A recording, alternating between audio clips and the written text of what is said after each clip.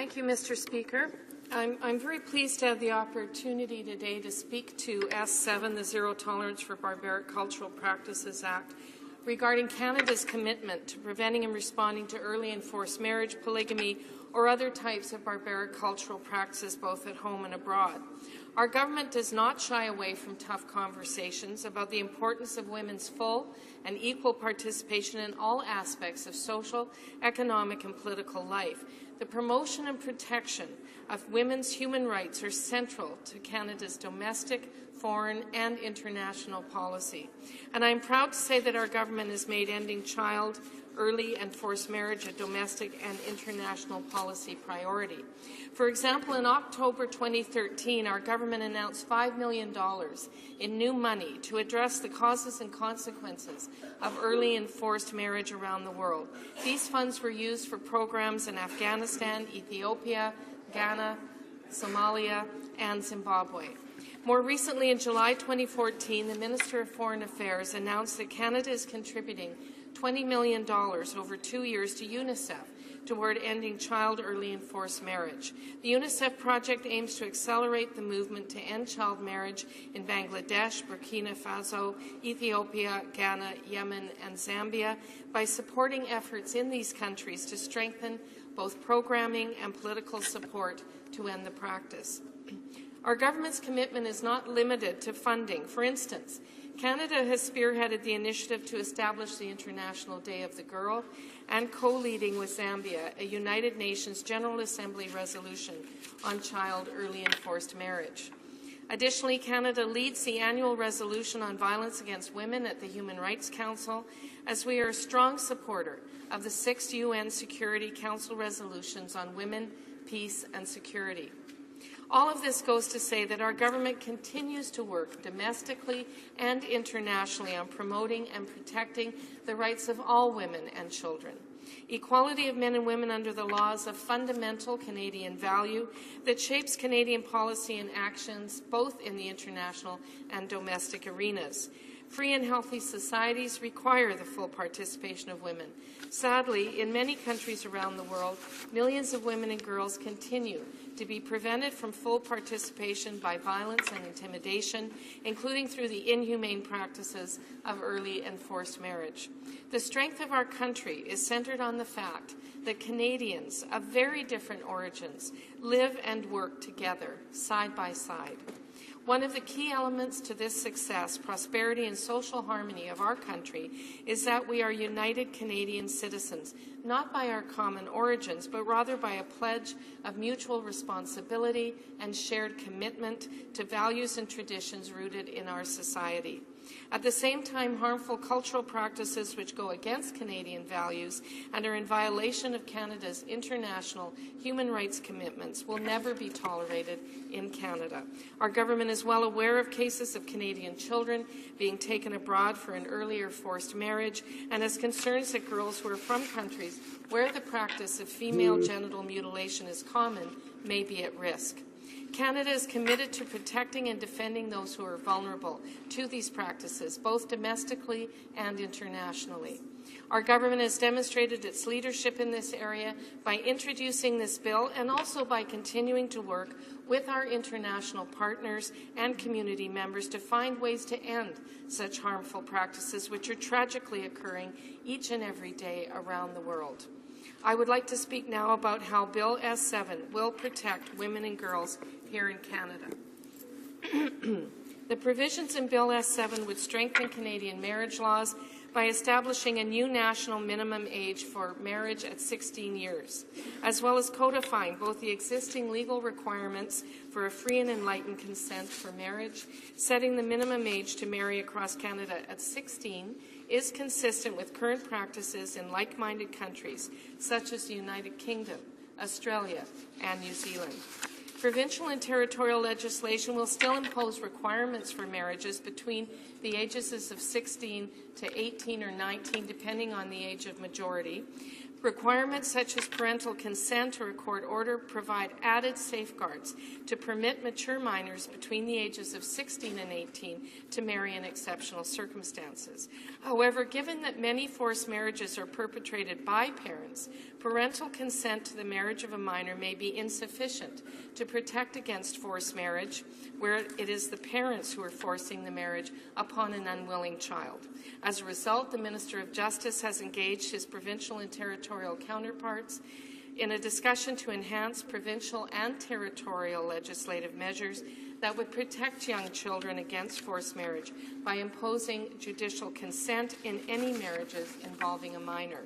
Bill S7 also proposes to amend the Criminal Code to create the offences of knowingly celebrating, aiding, or actively participating in a marriage ceremony involving a person under the age of 16 or a forced marriage. These new offences specifically address the social harm caused by the public endorsement of an unwanted or harmful legal bond within which sexual violence is expected to occur. These offences will apply to individuals who engage in conduct specifically intended to facilitate the marriage ceremony, such as acting as a legal witness, knowing that one of the parties is under the age of 16, or marrying against their will. These proposed new offences would be punishable by a maximum of 5 years' imprisonment. The proposed amendments will also criminalize taking steps to remove a child from Canada for the purpose of an underage or forced marriage. This is done by adding the new offences in relation to underage and forced marriage to the existing offence of removing a child from Canada to commit female genital mutilation or sexual offences. This offence is punishable by a maximum of 5 years' imprisonment, and Bill S7 maintains this penalty. Countries such as Australia and Norway have similar criminal measures, which Canada has looked to in the development of this bill.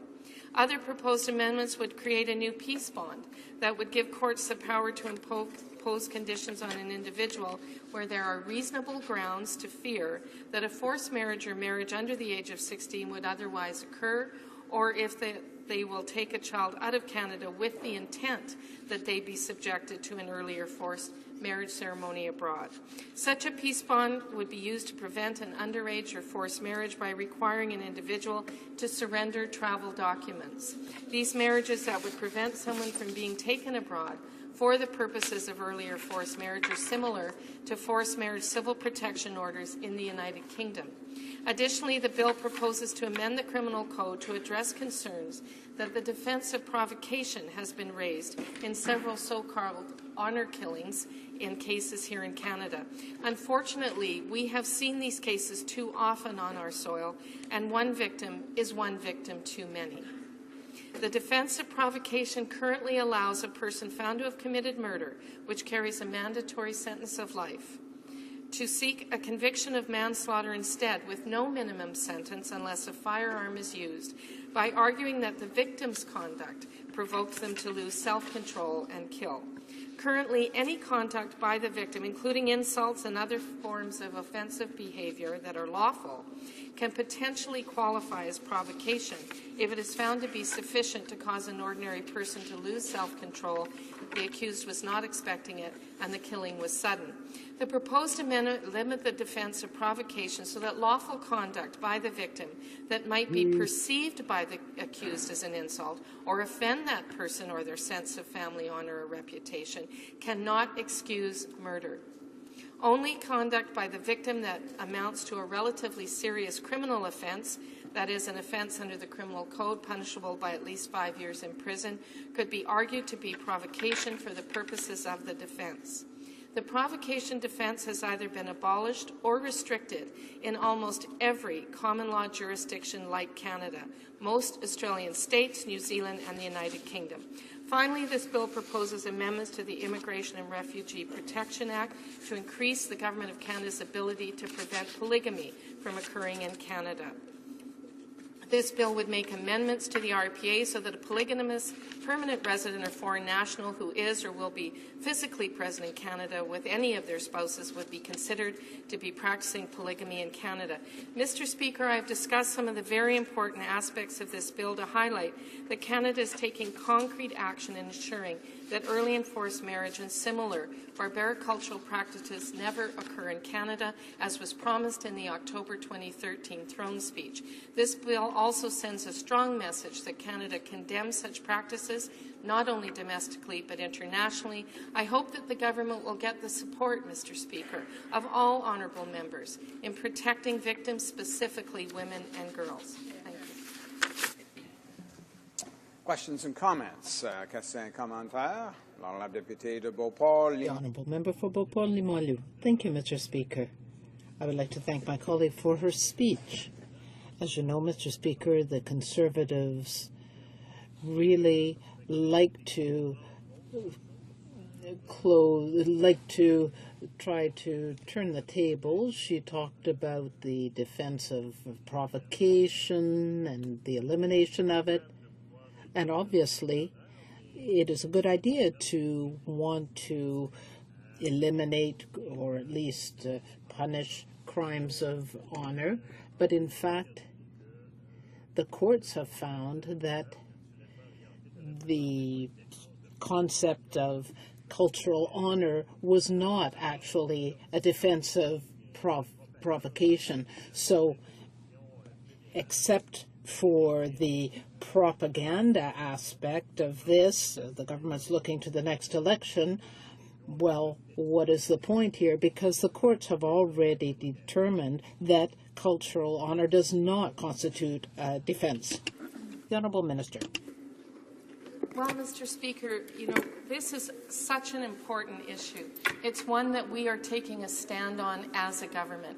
Part of taking a stand is making sure that your laws are in line with the values that we hold dear here in Canada, and to protect those most vulnerable. And in this case, we're dealing specifically with women and girls. With respect to the provocation, we are increasing the threshold because it should no longer be a subjective matter. It should not be one that can even be argued as a defense in a court of law when such a case is brought before it. And that is the point of this legislation. Our government is ensuring that wearing a short skirt or dating someone who your family doesn't agree with is not, even in the minds of the perpetrator, considered justifiable, because provocation is not specifically limited, as we intend to do with this bill.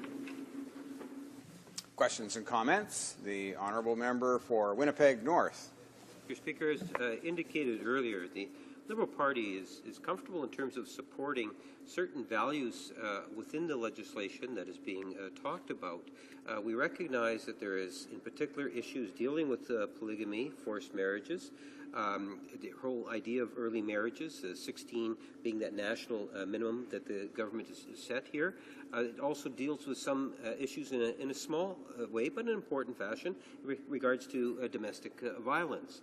The issue that we've taken up with the government, and we will be moving amendment, from what I understand, is in regards to the short title. And it's the short title that many people are feeling somewhat offended by, where it says zero tolerance for barbaric cultural practices. You take nothing away from the legislation from deleting the word cultural.